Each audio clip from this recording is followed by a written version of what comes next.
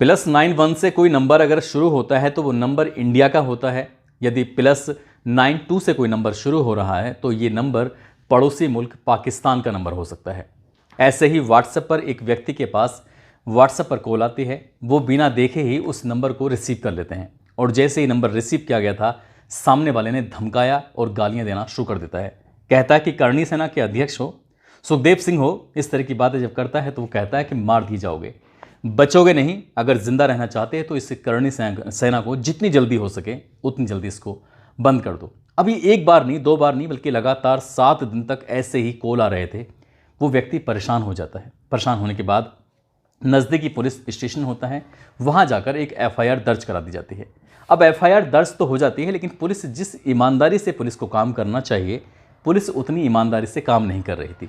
अब इस बीच में एक कहते हैं कि दाऊद इब्राहिम के बाद में यदि कोई बड़ा डॉन, उभरता हुआ डॉन है जिसका नाम सबसे ज़्यादा उभर रहा है, वो है लॉरेंस बिश्नोई का। अब लॉरेंस बिश्नोई की गैंग से भी फ़ोन आता है, वहाँ से भी धमकियाँ मिलती हैं, इन पुलिस को बाकायदा इनपुट भी मिलता है। इसके बाद उन्हें लगने लगता है उस व्यक्ति को, यानी कि सुखदेव सिंह गोगा मैडी को लगने लगता है कि जान पर खतरा बनाया है, इसलिए पुलिस से मदद मांगी जाए।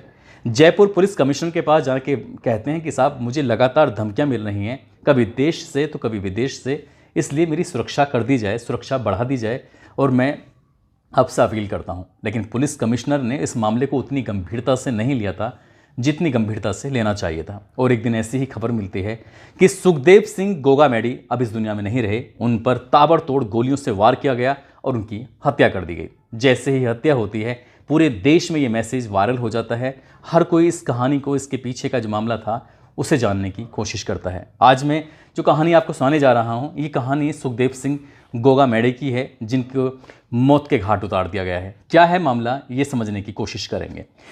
आदाब, नमस्कार, सत श्री अकाल। मैं उस्मान सैफी। आज की जो सच्ची घटना मैं आपको सुनाने जा रहा हूँ, ये सच्ची घटना है राजस्थान प्रदेश की राजधानी जयपुर की। ये सच्ची घटना है। दरअसल जयपुर का एक थाना लगता है श्यामनगर, और श्यामनगर थाना क्षेत्र में एक व्यक्ति जिसका नाम होता है सुखदेव सिंह गोगा मैडी, जो कि श्री राष्ट्रीय राजपूत करणी सेना के अध्यक्ष भी थे।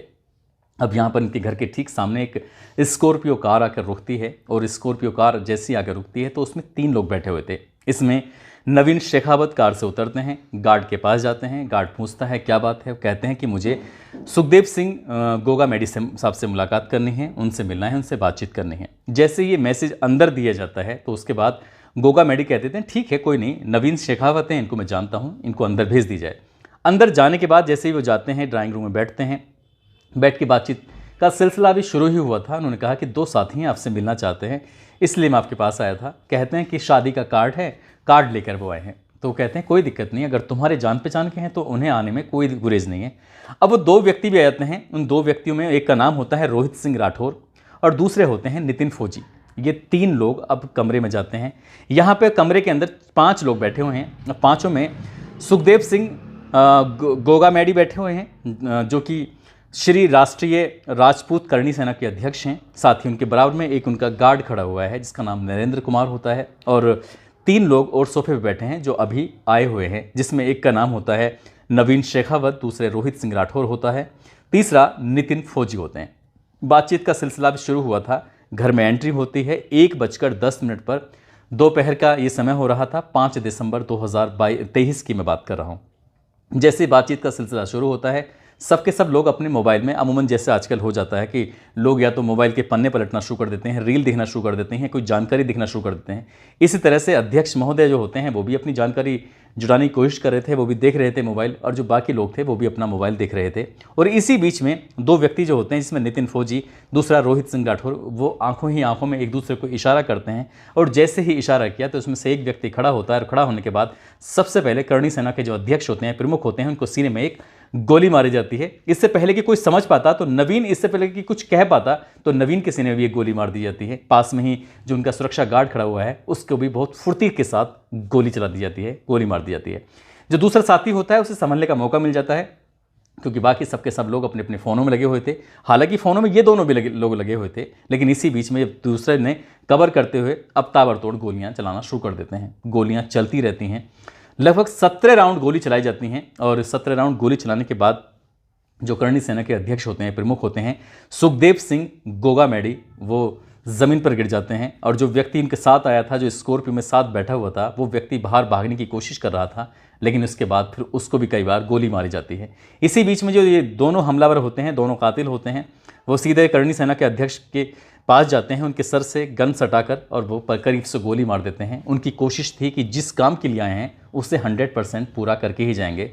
गार्ड अब जिंदगी मौत की जंग लड़ने लगता है और दोनों कातिल जो होते हैं, जिसका नाम रोहित सिंह राठौर, जो कि जिला नागौर के मकराना के पास एक जसूरी गांव लगता है, वहां का रहने वाला होता है। नितिन फौजी, जो कि फिलहाल आर्मी में तैनात है और हरियाणा का एक ज़िला लगता है महेंद्रगढ़ और उसी का गांव लगता है दोगड़ा जाट, वहाँ का रहने वाला होता है। फिलहाल इसकी अलवर में पोस्टिंग होती है। गांव में आया हुआ था घर पर 9 नवंबर को और बोल कर गया था कि मैं कार ठीक कराने के लिए गया हूँ। लेकिन यहाँ जब सीसीटीवी कैमरे में ये सब कुछ कैद हो जाता है, गोली चलता हुआ, ये दोनों जब यहाँ से भागते हैं, नितिन फौजी और रोहित सिंह भागकर जब घर से बाहर निकलते हैं, तो इन्हें देखने के बाद जिन गार्डों ने बंदूक लिए हुई थी, जो गार्ड किसी को भी अंदर आने से पहले पूछते हैं, उनकी शनाख्त करते हैं, वो गार्ड इनकी गोलियां चलने की आवाज़ सुनकर भाग जाते हैं, अपनी जान बचाने की कोशिश करते हैं। लेकिन ये दोनों शूटर जो होते हैं यहाँ से बाहर जाते हैं। ये अपनी जिस कार से आए थे, जिस स्कॉर्पियो से आए थे, वो उसमें तो खैर नहीं जाते, लेकिन आगे चल के कुछ दूर चलते हैं तो रास्ते में एक स्कूटी पर बैठा हुआ एक व्यक्ति आ रहा है और उसको देखते ही वो एक और गोली मार देते हैं। जैसे ही गोली लगती है, वो स्कूटी थोड़ा धीमे होती है, रुकती है और उसको पकड़कर उसको गिरा देते हैं और सीधा दोनों कातिल यहाँ से भाग जाते हैं।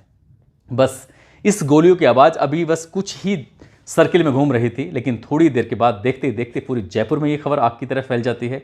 और जैसे ही खबर जयपुर में फैलती है, सोशल मीडिया पर फिर ये पता चलने लगता है कि श्री राष्ट्रीय राजपूत करणी सेना के अध्यक्ष सुखदेव सिंह को गोली लगी हैं, जिन्हें आनंद फानन ही हॉस्पिटल लेके जाते हैं और हॉस्पिटल में लेने के बाद डॉक्टर कहते हैं कि देर हो चुकी है, हम इन्हें बचा नहीं सके। उनका मरना था, उनकी हत्या होनी थी और हत्या के बाद हर किसी की जुबान पर भी एक ही सवाल था, क्या मामला था, कौन था, किसने इनकी हत्या की है। तो पता चलता है कि एक व्यक्ति जिसका नाम नवीन शेखावत होता है। नवीन शेखावत जिस कार से आया था, वो कार वैशाली नगर से ली थी, स्कॉर्पियो किराए पे ली थी और वो खातीपुरा मोड़ पर 2 मिनट के लिए स्टॉप था और 2 मिनट के स्टॉप के बाद फिर सीधा घर आते हैं, ताबड़तोड़ गोलियां बरसाते हैं, गोली बरसाने के बाद हत्या कर देते हैं। और जैसे हत्या होती है तो राजस्थान के पूरे प्रदेश में हर एक जिले के अंदर लाखों नहीं करोड़ों की संख्या में लोग सड़कों पर उतरने लगते हैं और सभी की एक ही मांग होती है कि जो भी कातिल हैं, इन्हें जितनी जल्दी हो सके उतनी जल्दी इन्हें सजा दी जाए, उनके खिलाफ कड़ी से कड़ी कार्रवाई की जाए। दरअसल ये सुखदेव सिंह ये हैं कौन, मैं इनके बारे में थोड़ा बताता चलूँ कि सुखदेव सिंह शेखावत इनका पूरा नाम है, जो कि पंजाब प्रांत है। उस पंजाब प्रांत से सटा हुआ एक राजस्थान का ज़िला लगता है जिसका नाम हनुमानगढ़ है और हनुमानगढ़ ज़िले का ही एक कस्बा लगता है भातरा और भातरा का ही एक गाँव है गोगा मेडी। दरअसल गोगा मेडी के ये रहने वाले होते हैं। इनके पिता जिनका नाम होता है अचल सिंह शेखावत, जिनका देहांत हो चुका है, और ये 3 भाई होते हैं। ये सबसे बड़े वाले भाई का नाम होता है दिलीप सिंह शेखावत, दूसरे भाई का नाम सुखदेव सिंह शेखावत और तीसरे भाई का नाम होता है श्रीकांत सिंह शेखावत। तीनों भाई, सबसे बड़े वाले भाई तो अभी जिंदा हैं क्योंकि उनको अपने गांव में वो दुकान चलाते हैं। दूसरे भाई सुखदेव सिंह, इनकी गोली मारकर हत्या कर दी गई है। तीसरे भाई श्रीकांत सिंह शेखावत, जो कि लंबे समय से बीमार चल रहे थे और साल 2022 में बीमारी के चलते इनकी मौत हो जाती है। दरअसल इनका जो करियर है, इनकी जो कहानी है, शुरू होती साल 2006 से। ये साल 2006 में करणी सेना से जुड़ जाते हैं और करणी सेना में जुड़ने के बाद जो जगह जगह प्रदर्शन होते थे, विरोध होते थे, तो उन विरोध प्रदर्शनों में हिस्सा लिया करते थे। साल 2008 में एक फिल्म आई थी जोधा अकबर, जिसमें फिल्म में मुख्य रोल ऋतिक रोशन ने और ऐश्वर्या राय ने निभाया था। तो इसी फिल्म का जब प्रदर्शन होता है तो इसके बाद करणी सेना इसका विरोध कर दिया कि जिस तरह से दिखाया गया है कि किरदारों के साथ तोड़ मरोड़ के पेश किया गया है और ये हमारे धर्म को, हिंदू धर्म को कहीं ना कहीं बदनाम करने की एक साजिश है। और इसी बात को लेकर एक बड़ा विरोध प्रदर्शन शुरू होता है और विरोध प्रदर्शन में सुखदेव सिंह शेखावत जो होते हैं वो एक ऐसा स्पीच देते हैं, ऐसा भाषण देते हैं, जिनके भाषण सुनने के लिए लाखों लोग इकट्ठा हो जाते हैं। और ये पहली बार नहीं था, ये लगातार ऐसे ही चल रहा था। ये करणी सेना से जुड़े हुए थे और जहाँ जहाँ जाते थे भीड़ इनको सुनने के लिए भी तैयार हो जाती थी कि हाँ, यहाँ पर सुखदेव सिंह भी आ रहे हैं। और ऐसे ही लंबा वक्त जब आगे बढ़ने लगता है तो ये जुड़े हुए थे लोकेंद्र सिंह कालवी से, और लोकेंद्र सिंह कालवी भी करणी सेना से जुड़े हुए थे, लेकिन उन्हें लगता है कि शायद जो मान सम्मान, जो प्यार मिलना चाहिए करणी सेना में, उन्हें मिल नहीं रहा है। इसलिए उन्होंने अपना एक अलग संगठन बनाया। उस संगठन का नाम रखा राजपूत करणी सेना। और राजपूत करणी सेना जब उन्होंने अपनी बनाई तो उसके खुद तो बने अध्यक्ष और इन्हें यानी कि प्रदेश का अध्यक्ष बनाया सुखदेव सिंह शेखावत को, और क्योंकि इनके जो गांव का नाम है वो है गोगामेडी, इसलिए उन्होंने, जब इनकी लगातार लोकप्रियता बढ़ रही है तो बढ़ती बढ़ती लोकप्रियता में उन्होंने अपना नाम के पीछे सुखदेव सिंह गोगामेडी लगाना शुरू कर दिया। अब लोग इन्हें सुखदेव सिंह गोगामेडी के नाम से ही जानने लगे, पहचानने लगे। इनकी पत्नी है जिनका नाम शीला कंवर है, जो कि करणी सेना से भी जुड़ी हुई हैं। साथ ही वो भादरा एक जगह है, वहाँ पर रहती हैं। बताता चलूँ कि साल 2013 में बहुजन समाजवादी पार्टी की प्रमुख मायावती ने इन्हें राजस्थान की भादरा विधानसभा सीट से टिकट दिया। टिकट देने के बाद कहा कि आप चुनाव लड़िए, क्योंकि इनकी जो पहचान थी वो लगातार बढ़ रही थी। ये लाखों नहीं करोड़ों लोगों में इनकी पहचान थी, लेकिन ये चुनाव जीत नहीं पाते। हालांकि 34,000 वोट मिलते हैं और ये चाहते थे कि विधायक बने या फिर उससे भी आगे बने। तो साल 2023 में इनकी पत्नी ने इलेक्शन लड़ने की कोशिश की, इन्होंने भी कोशिश की, लेकिन इनको कांग्रेस से टिकट चाहते थे, लेकिन कांग्रेस से टिकट मिलता नहीं है। तब इनकी पत्नी शीला कंवर ने इससे भादरा जो विधानसभा होती है वहाँ से ही निर्दलीय इलेक्शन लड़ने की कोशिश कर रही थी, लेकिन ऐन वक्त पे उन्होंने अपना जो पत्र था वो वापस ले लिया और वो चुनाव नहीं लड़ती हैं। लेकिन आगे चलने के बाद कुछ साल जैसे बीतते हैं तो उसके बीतने के बाद करणी सेना के जो लोकेंद्र सिंह कालवी होते हैं, इनसे भी इनका विवाद हो जाता है। विवाद के चलते इन्होंने फिर अपना खुद का एक संगठन बनाया और उस संगठन का नाम रखा श्री राष्ट्रीय राजपूत करणी सेना। और वो जो संगठन होता है वो इतना फेमस होने लगता है, उसके फेमस होने के पीछे एक वजह ये भी थी कि 28 जनवरी साल 2017 की बात है, जयगढ़ किले पर पद्मावत फिल्म की शूटिंग चल रही थी। अब वो पद्मावत फिल्म की शूटिंग चल रही थी तो किसी ने खबर दी इन्हें, सुखदेव सिंह को, कि यहाँ पर जो पद्मावत महारानी हैं, रानी हैं, उनकी किरदार के साथ छेड़छाड़ की जा रही है, उनका किरदार को गलत तरीके से पेश किया जा रहा है, इसलिए हमें विरोध करना चाहिए। अब ये बड़ी संख्या में लोग पहुँच जाते हैं। वहाँ जाने के बाद जो फिल्म के क्रू मेंबर होते हैं उनसे जो बातचीत होती है वो उन्हें अंदर नहीं आने देते और इसी बात पर हाथापाई शुरू हो जाती है। फिल्म के डायरेक्टर होते हैं संजय लीला भंसाली।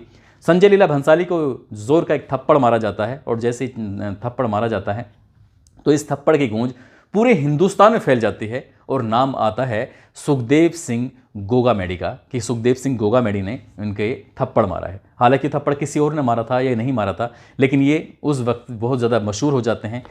कुछ ही दिनों के बाद इनकी 24 जून 2017 को आनंदपाल का एनकाउंटर कर दिया जाता है और इसको लेकर लगभग 1 महीने तक विरोध प्रदर्शन रहता है। इस विरोध प्रदर्शन में इन सुखदेव सिंह की बड़ी अहम भूमिका रही थी। इन्होंने उस प्रदर्शन में बढ़ चढ़ कर हिस्सा लिया था। अब ये जो नाम है सुखदेव सिंह गोगामेडी, ये कोई अब राजस्थान प्रदेश का या उनके गांव का या उनके ज़िले तक सीमित नहीं था, बल्कि भारत का एक जाना पहचाना नाम बन जाता है। ऐसा नाम जिसको हर कोई जानता था, हर कोई पहचानता था।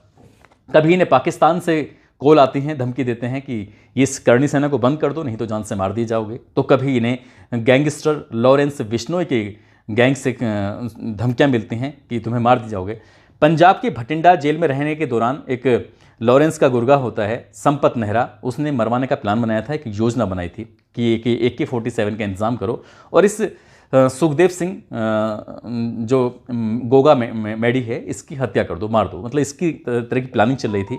पंजाब पुलिस को जब इसका इनपुट मिलता है तो इनपुट मिलने के बाद वो 14 फरवरी 2023 को राजस्थान पुलिस की ATS और SOG को एक पत्र लिखती हैं। कहती हैं कि जो तुम्हारे यहाँ पर ये सुखदेव सिंह हैं, इनकी जान को खतरा है, इनको सुरक्षा दी जाए।